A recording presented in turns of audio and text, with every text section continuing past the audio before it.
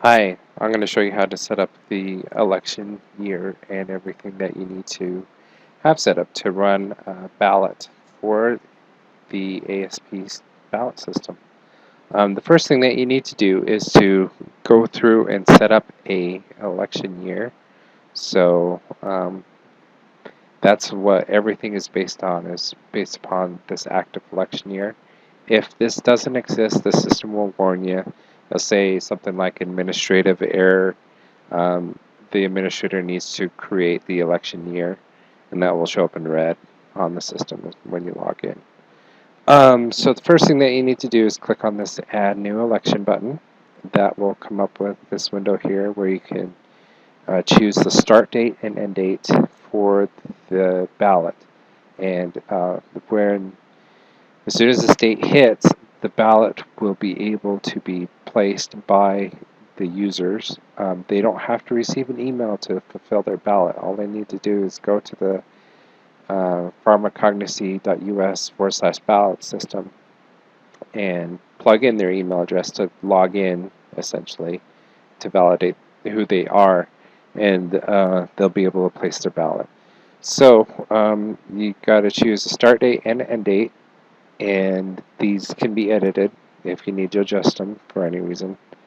Um, I wouldn't ever delete one of these. I put that function on there, but I just wouldn't do it. Just keep the data there. It's not going to hurt anything. So you want to make sure that it's active. When you go through and set up a new one, it will check all the other ones and make them inactive.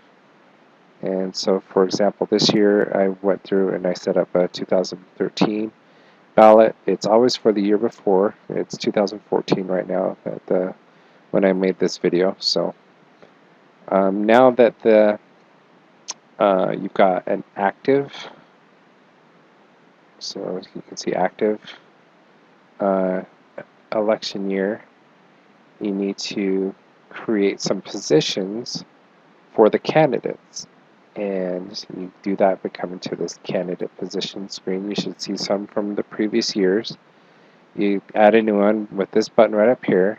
Same type of window pops up. Just type in the position name. I like to keep the year. I started doing that pretty late, but I like to keep the year that the position is for. So for last year's ballot, for example, we have this executive committee member 2013 and the vice president 2013. So I'd like to throw those in there just to keep it all straight of what they were going for and when and all that jazz. So anyway, after that, you need to create a candidate, and you do that under this. The secretary of ASP should have emailed you the candidates with their bio sketches. That gives them a story about the candidates, what they're going, what position they want to have after the ballot, the whole purpose of the ballot. And you can create a new candidate for the year by coming up here and clicking on this new candidate. Fill out the first name, last name, bio sketch, email.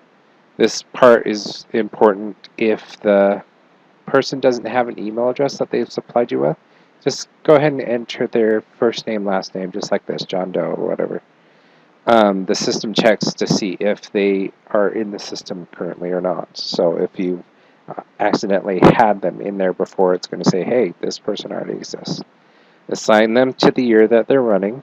They can run multiple years. You just need to assign them to that specific year. I need to make them active. This makes them active in that ballot. And you need to select what position they are running for. And you can create a new position if you forgot to do that step right from here. And it'll take you over to the other screen where you can create a new position. You will lose your work, though. I found that out the hard way. If you type in the bio sketch and get all pretty and stuff and you click add new position, the screen will go away and you'll lose your work. So be careful with that. One more note with the bio sketches is when you are formatting them to look nice in the actual ballot, let's see if there's one in here, if the Secretary has sent you like a Microsoft Word document that contains paragraph breaks, the end of a paragraph and then a space, like a carriage return. You'll need to do that here by adding a BR HTML tag. And if you just plug those in where the paragraph breaks need to take place, then that will look really nice. So as you can see, I did that in a few places here. So